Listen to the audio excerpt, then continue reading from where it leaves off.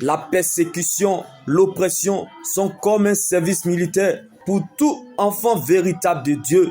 Là où vous n'êtes pas apprécié, là où vous êtes persécuté, là où on vous oppresse, là où on vous met la pression, là où vous êtes vilipendé, insulté, rejeté, abandonné, c'est le meilleur endroit pour vous de vivre afin de prendre des forces, d'être fort et de devenir plus fort.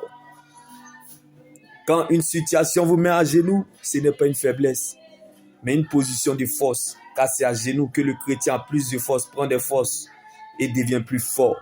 C'est dans ces épreuves-là que vous vous construisez. Car l'épreuve nourrit la foi et la foi nourrit Dieu. Donc tu es la preuve de Dieu dans cette épreuve.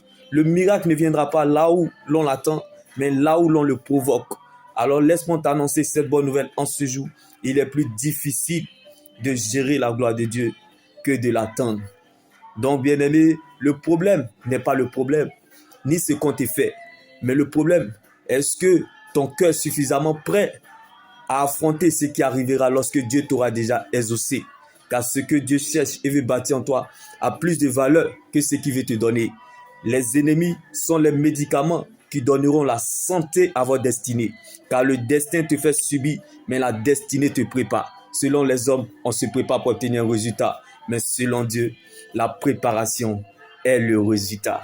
Celui qui a fait le testament est vivant. Donc prépare-toi et réjouis-toi, car bientôt tu casseras la démarche dans le nom de Jésus-Christ. La majorité de ceux qui vous offensent, la majorité de ceux qui vous font du mal, ce sont des personnes qui ont besoin de votre attention. Ce sont des personnes qui ont besoin de votre amour. Alors donnez-leur un peu d'amour comme Jésus-Christ à la croix de Golgotha.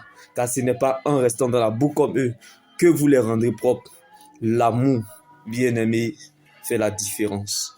Tout ce qui est fait par amour, tôt ou tard, fleurira un jour. Nous cherchons Dieu, mais nous oublions que Dieu se trouve dans l'amour.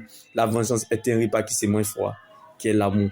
Car le plus grand combat dans la vie de David n'était pas contre Goliath, mais plutôt contre le combat du cœur, la haine.